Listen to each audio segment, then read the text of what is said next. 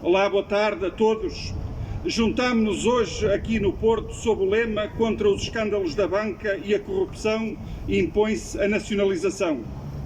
Estamos cá na rua para dar expressão a dois objetivos centrais.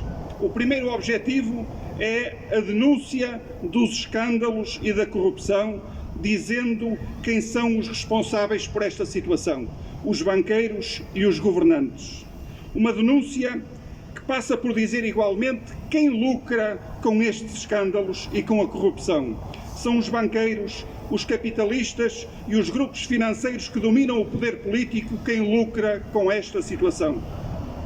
O segundo objetivo que nos traz aqui é o objetivo da exigência da nacionalização da banca, da exigência da garantia do controle público sobre a banca.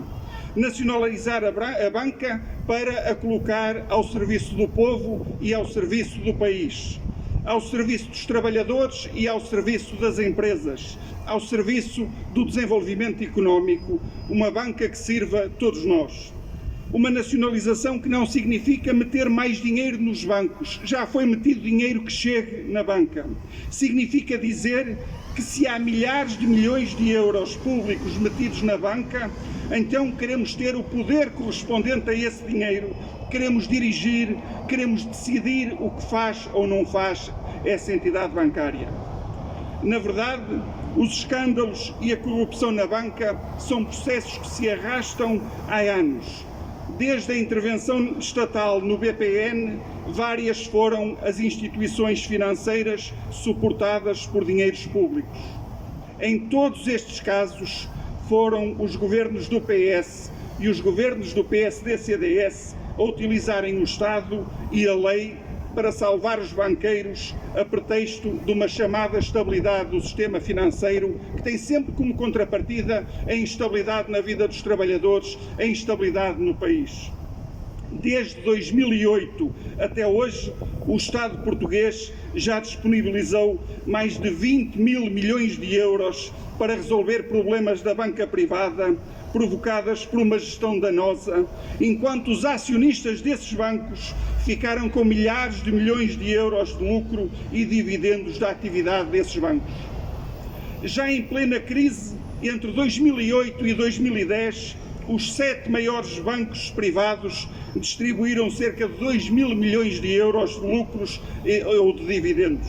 E fizeram essa distribuição de dinheiro quando já se sabia que nessa altura estavam a incluir resultados gerados por créditos que no futuro originariam imparidades, como na altura denunciamos e entretanto se confirmou. Entre 2008 e 2015, as operações de recapitalização realizadas nos 8 maiores bancos nacionais foram de 18.500 milhões de euros, dos quais 12 mil em garantias e em empréstimos do Estado. Uma parte importante destas ajudas foram para o novo banco, que até hoje já recebeu cerca de 9 mil milhões de euros de financiamento público.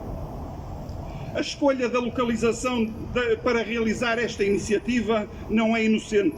Estamos na Avenida dos Aliados, no coração do Porto, mas estamos em frente ao novo banco. Escolhemos estar aqui para lembrar que a situação atual do novo banco não pode ser desligada de um passado politicamente sinistro do BES, o Banco Espírito Santo. O BES, que se transformou num grupo monopolista, tendo crescido com o apoio de sucessivos governos que, em sentido contrário à Constituição, contribuíram para a criação e consolidação deste grupo monopolista. Um banco que foi sujeito a uma resolução decretada pelo Banco de Portugal em conluio com o governo PSD-CDS e a Troika, que, dirigida pela União Europeia, na altura intervinha no nosso país. Importa lembrar e denunciar que a resolução do BES é uma fraude política, porque nos prometeram um banco bom, livre de prejuízos, que nunca existiu.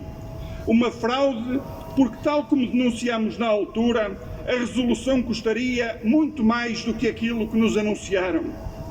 Uma fraude igualmente porque esse dinheiro acabaria por ser pago por todos nós, com os governos do PS e os governos do PSD-CDS a recorrer a dinheiros públicos para tapar os buracos do BES e depois os buracos do novo banco. Uma fraude perfeitamente comprovada pela realidade que demonstra que a resolução do Grupo Espírito Santo e a criação do novo banco não resolveu os problemas, continua sem aparecer um novo banco, um banco que não dê prejuízo e que não tenha consequências no dinheiro público. Uma fraude porque a resolução deixou ficar na esfera pública grande parte da dívida que acabaria por ser assumida pelo Estado em cerca de 9 mil milhões de euros, muito para lá do que o governador do Banco de Portugal na altura havia anunciado. Uma fraude na ruinosa privatização também que foi feita pelo governo PS, entregando a custo zero o novo banco a um fundo abutre, a Lone Star, que continua a gerir os ativos de acordo com os seus interesses e para utilizar toda a verba da garantia pública ou até, se possível, ultrapassá-la. São milhares e milhares de euros públicos que faltam aos trabalhadores, são milhares e milhares de euros públicos que faltam aos desempregados, que faltam aos reformados, à escola pública, ao Serviço Nacional de Saúde, às forças e serviços de segurança do nosso país. São milhares e milhares de euros que faltam a quem precisam, mas que nunca faltaram para acudir e para tapar os buracos da banca privada. É por isso que nós dizemos que está na altura de dizer basta. Basta de usar o dinheiro público para tapar os buracos da banca. Basta de escândalos e corrupção. É preciso dizer que se é o Estado quem paga as contas do novo banco, então o Estado tem que deter o novo banco. E se é o Estado, então o banco tem que servir o país e o povo. Tem que estar disponível para ajudar as famílias portuguesas num contexto de dificuldades e de necessidades. Tem que estar disponível para ajudar as pequenas empresas do nosso país na modernização. Tem que apostar e ajudar as empresas numa lógica de apoio, de promoção e de valorização da produção nacional. Esta é uma exigência da maior importância, particularmente num contexto em que o país está confrontado com grandes necessidades financeiras, quer no plano das famílias e do consumo, mas também no plano do fomento e da alavancagem do sistema produtivo. Mas olhando para a realidade e para o momento atual e para os perigos que ele encerra, também importa que daqui se diga que, se já não era aceitável a entrega de centenas de milhões de euros ao novo banco sem qualquer tipo de contrapartida na aquisição de capital e no controle do banco, menos aceitável é que se continue a enterrar mais dinheiro perante tamanhas necessidades do nosso povo. E não é aceitável que se enterre mais dinheiro no novo banco, quer se faça auditoria, quer não se faça. É preciso dizer que basta de meter mais dinheiro para tapar os buracos da banca, é preciso converter esse dinheiro ao serviço do povo a partir de uma intervenção pública neste banco. É por isso que queremos afirmar uma ideia-força nesta sessão. É que quanto mais cedo se avançar com o controle público do novo banco, mais cedo se acaba com a gestão danosa, mais cedo se acaba com os riscos dos portugueses serem chamados a pagar mais.